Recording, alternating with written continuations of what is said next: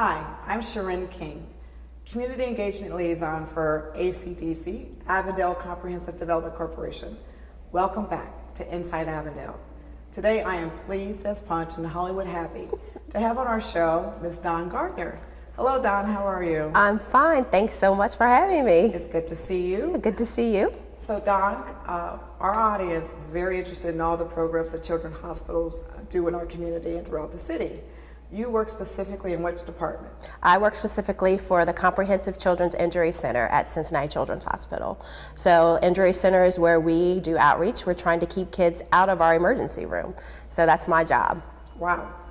That is a very big job, but I know you and I know that you do it well. Well, thank you. So exactly though, for those of us who are watching who don't know the specifics of that, I mean, I know we want to keep our children out of the emergency room, but by the same token, is that really called injury prevention? Absolutely. So I'm an injury prevention coordinator, and what I do is I take data that comes out of our emergency room and our trauma services and analyze that data as to what injuries are we seeing in the community. Because sometimes when people think of hospitals, they don't think of us as trying to keep kids out of it. They think of us as, oh, well, this is what we do. This is how we keep our business with kids in it. That is not true at all. You would love it if we never had to have a children's That hospital. would be the perfect world. It would be the perfect world, but we're happy that you're here.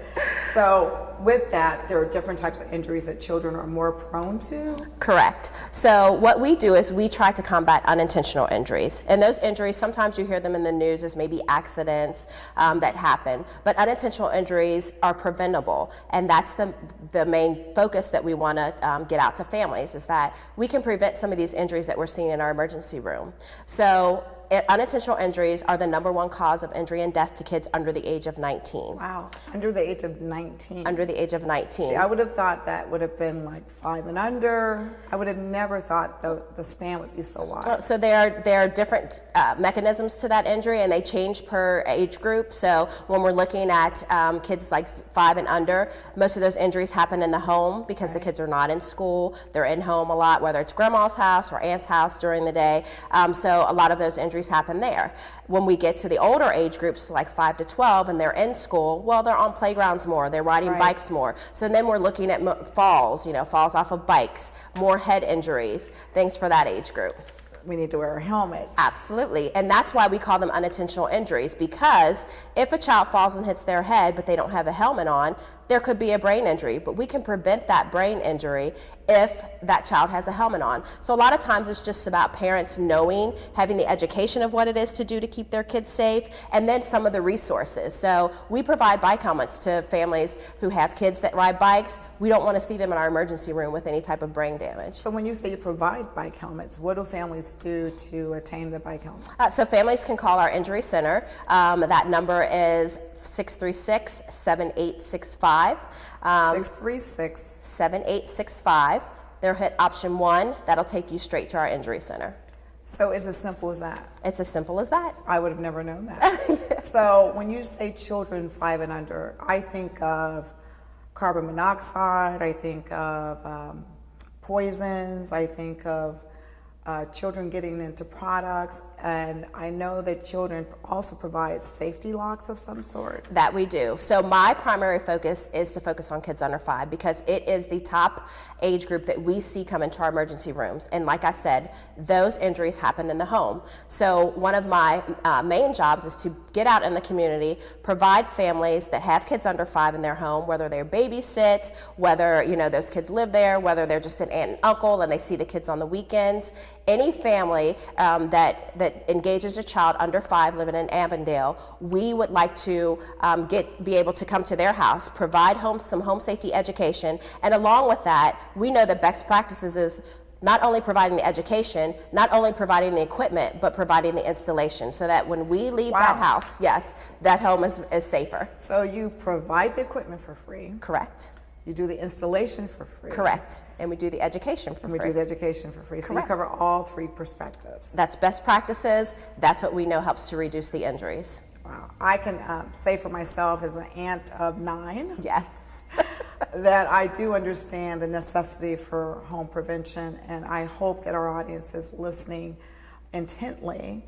And the fact that these are preventable injuries is the one that tugs at my heart. Yes, it is heartbreaking sometimes to see a child that's fallen out of a window, and a window lock is about about $1.10. But yet now we have this child who's now in surgery. It creates a snowball effect because now mom has missed work because she's at the hospital. When we can provide those resources, we leave that home, we install a window lock, that child is made safer. Well, Don, I gotta thank you so much for this information, and I just want you please to share that phone number once again. So they can call 636-7865, hit option 1, and that will take them to our injury center. Okay, and we're going to make sure to put that on our ACDC website. Perfect. So for those of you who are watching, this is a lot of information. Most importantly, you simply have to know that these injuries are preventable. I'm Sharon King with Inside Avondale, and if you're looking for this information, check our website, www.a-cdc.org, www.a-cdc.org, or hit us up on Facebook, Inside Avondale, or on Twitter. And you can always find that information and more here at Inside Avondale. Don, thank you once again. Thank you again for having me.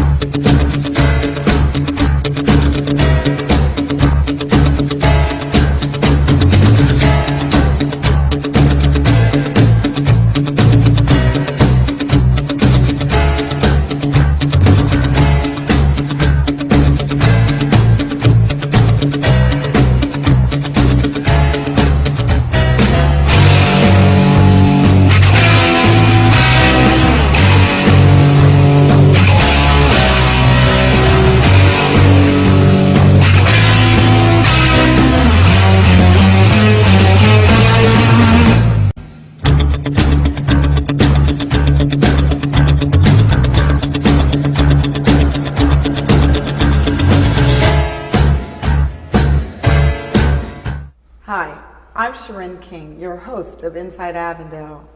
Today on the show, I have the scholarship guru, Zette Yarbrough. Welcome, Zette, to Inside Avondale. Thank you, Sharon. Thank you for having me here today. It is about time that we have you on the show. You have so much information to share with our audience. Zette, I called you the guru scholarship expert for a reason. I personally know that you have helped many of our local students go to college for what we call free money. Could you tell us what that is? Free money. Yes, free money, Sharon, would be money from the government for scholarships or local scholarships or foundations or grants. That money never has to be paid back. And I've found that here in the greater Cincinnati area alone, we have close to 40 scholarships that I know of. That's excluding the Cincinnati Scholarship Foundation, which I know they have over 110 scholarships under the heading of the Cincinnati Scholarship Foundation. So Zette, I mean, we're saying scholarships, and I have 9 nieces and nephews, and one's a sophomore in Ohio State. Go Buckeyes. So I have 8 more nieces and nephews to get through college. Now, if a parent's doing their part, they're getting the grades, they're doing the SAT and the ACTs, so you're sharing with us there's a way for our kids to go to school for free. So how does scholarship differ from financial aid or taking out a loan? I mean, the scholarships are from foundations, private interest, or from the banks? Well, no, the scholarships would be from private interest, foundations. The loans, of course, would be from banks. College loans, some people put it on credit cards, but we focus on local scholarships. And in focusing on that, we've been successful in getting our students partial and full rides. We can get thousands shaved off the tuition and the room and board. Wow. And it's a great thing because they can concentrate on their studies and not have to worry about owing money and having to pay it back. So when should a parent start looking for scholarships? In my opinion, it's really never too early because believe it or not, there are scholarships for children. I know attend daycare or it's their primary school? it's different things. It's different venues. And I know Best Buy had a scholarship for 9th through 12th graders. And you could get scholarships in each grade, and they would bank that, and then you would receive the total scholarship once you graduated high school. What an incentive that is. Yes, it To is. know that while you're going to school and your primary years that your college can be paid for. Exactly. So we just talked about never too early. What about once you're already in college and you've already started accumulating debt and now you realize, wait, there's scholarships out for me. Is there a way for those individuals who are already in college to apply for scholarship?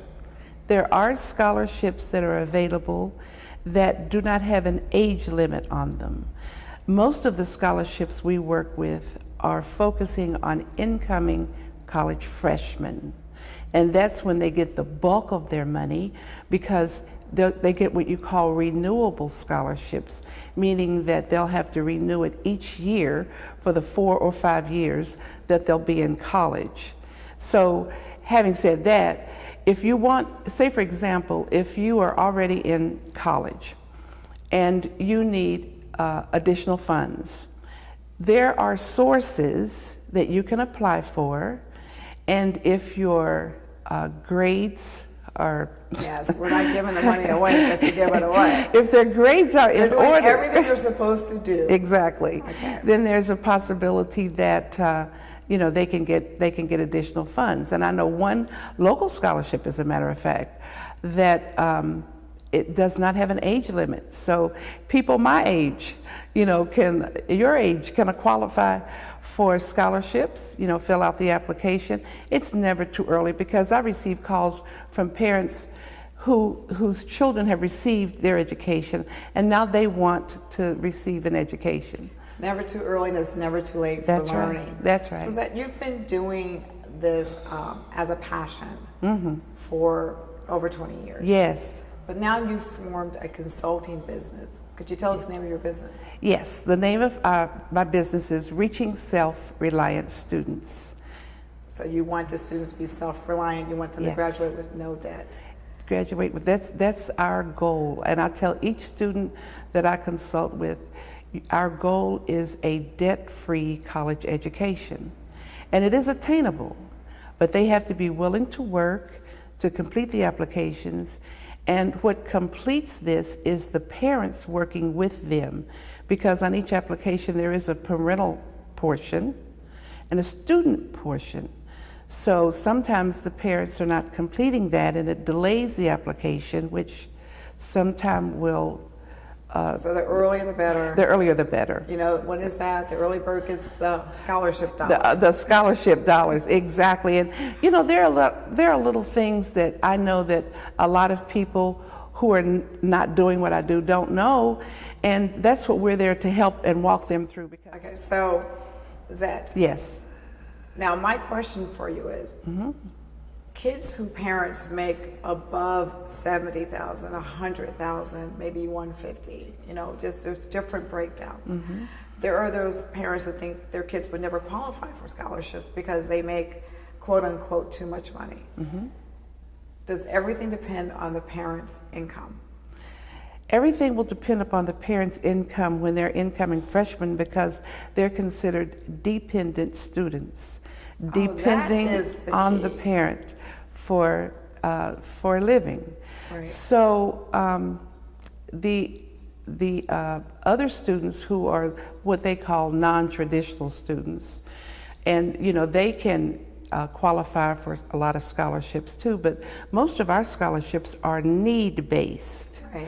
So if you have an income over a certain amount of money, chances are you will not qualify for the need-based. However, we have the merit-based. The merit-based is sometimes based on athletic skills or academic skills. Community volunteers, different. I do know someone who was awarded a scholarship because they've been volunteering since they were very young, and they qualified for a particular scholarship that was left through a trust.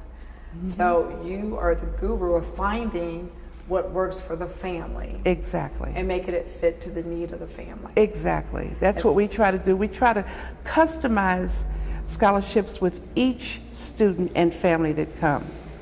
And we nurture them as far as helping them learn the do's and the don'ts, doing everything early, keeping a calendar, watching deadlines, and a lot of other things that go with it. And I am so proud to say today that I have a young man leaving today for University of Kentucky. And he was, even though he came to us a little late, meaning in March, Yes. that he came to us a little late, he still was able to accrue many scholarships, which has brought his tuition and room and board down a lot, in addition to the money he's received from UK. That's a blessing. It is. It is a blessing. So the keys are to start early, Yes, be prepared to do the work. yes, It's a collaborative between the parents and the children. it is. Be attentive to the deadlines. Yes. Very important. Yes, Get out of your way and let you do what you do. Follow your lead, and allow all of this to fall into place. And at Exactly. the end of the road, there's scholarship money, what we call free money. free money.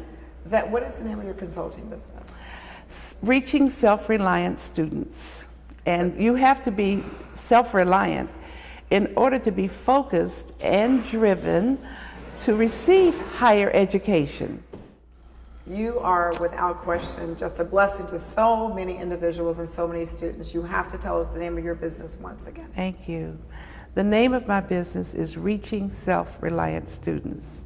The key words are self-reliant because they are students who work independently. They're focused, they're driven. They seem to know their purpose at an early age, and they're able to follow through with what's needed in order to receive these scholarships and have a debt-free education and a debt-free degree. Wow.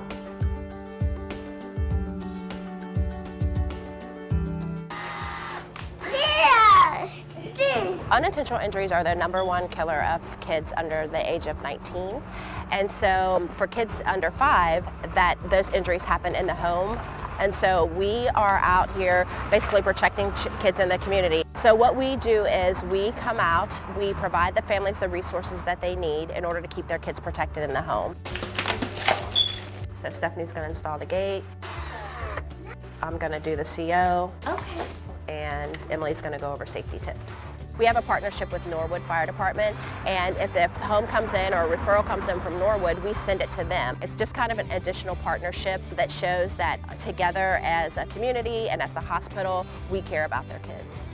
We have this equipment, we're just trying to get it out into the community, get the education out, and then get the installation so that these kids are not coming to our emergency room. Because, you know, safe kids are productive kids.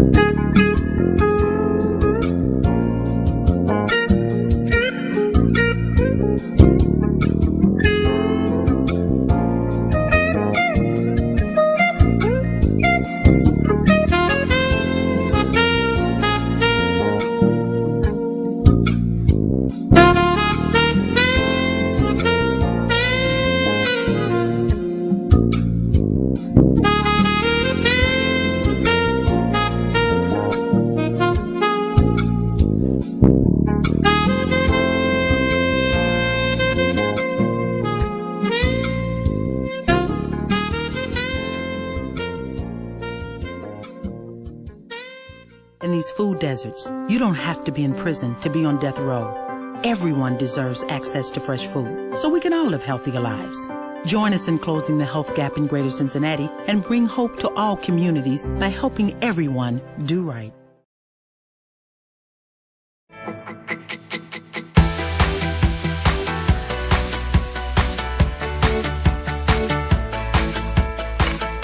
Hey guys, it's Jalen, and this is Cincinnati Cribs Home Safety Edition.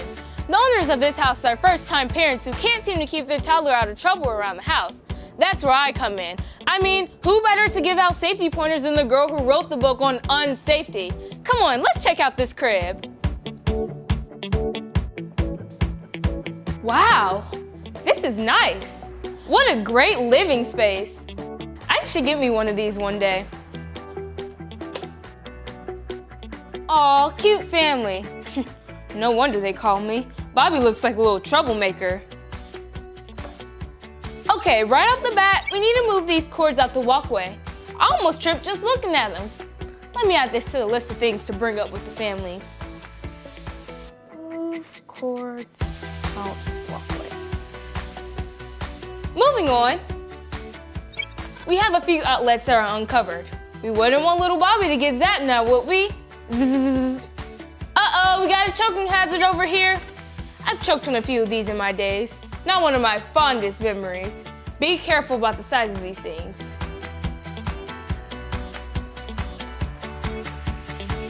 Oh, this place is sweet. The TV position is great. It's secure and out of reach of little Bobby. But looks like some cleanup work needs to be done to these cables. Parents always seem to forget how much fun it was to play with cables as a kid. Whoa, hello fire hazard.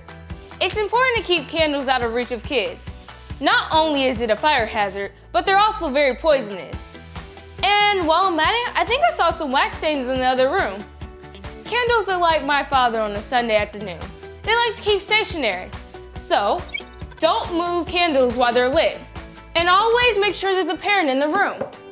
All right, off to the danger zone. I mean, the kitchen. Kitchens are one of the most dangerous places for kids. Let's see how this family's doing. Okay. Nice. All parents should teach their kids how to call 911 in case of an emergency. And also have a list of friends, family, and poison control. You know, all the essentials. Gold star for the family. But coming from someone who's still working on their growth spurt, I really recommend making the list a little more accessible. Not too low, but right, just right. Yikes!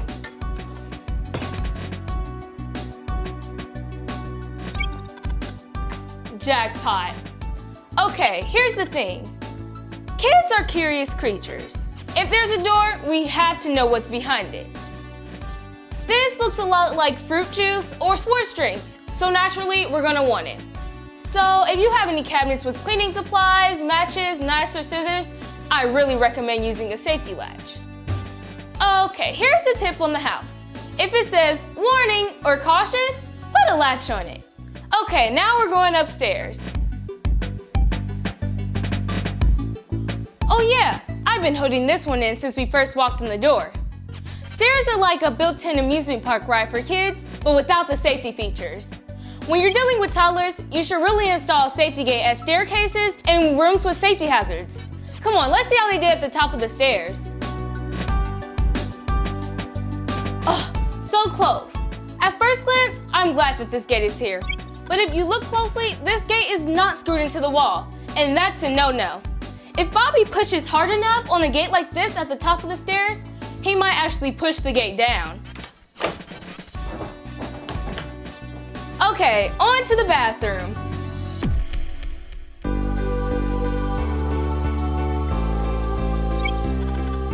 Ah, the bathroom. When it comes to bath time, it's easy to forget how hot the water can get. Ouch! That's hot! 2 things with the water temperature. I recommend getting a rubber ducky thermometer like this one, so the water's just right.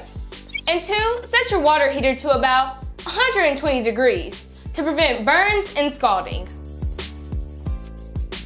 Awesome, they're learning. The thing about having drawers and medicine cabinets is that to a kid, it's like having your own candy store. All these multicolored pills look like delicious candy. So do your kids a solid and keep medicine locked up and out of reach. Woo, it's getting hot in here. On to the bedroom. Okay, outlet covers, smoke alarm, It looks like we're covered in case of a fire, but I still haven't seen any carbon monoxide detectors. I'll have the owners look into the best place for one in their home. Oh, I remember these. Excellent. These look age appropriate and look like they won't be a choking hazard. Ooh, cool bed. This is a tough one because I know space can be tight, but I really recommend one child per bed, especially for infants.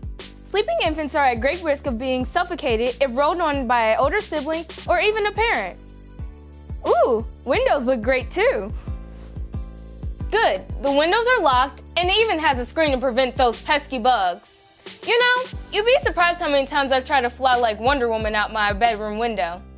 If you do open your windows, make sure that it is 4 inches or less so little Bobby can't squeeze through. Okay. Well, I think that's about it. Wait a second, no way, check this out. This is major brownie points for the parents. Families like these who practice what to do in an emergency are much more likely to do it in an actual emergency. This is great. I kind of want to keep it. Got it. All in all, this is a great house that just needs a little love in the safety department. If you're new to parenting or have a little Bobby of your own and you want help with the home safety inspection, hit us up at the Comprehensive Children's Injury Center at Cincinnati Children's by any way you see on the screen right now. Well, that's it for Cincinnati Cribs Home Safety Edition. Peace out, Cincinnati!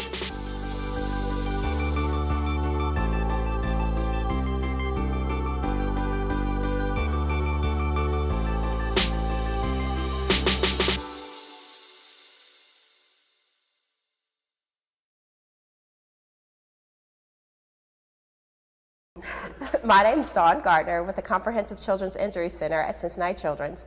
Thank you for watching Inside Avondale.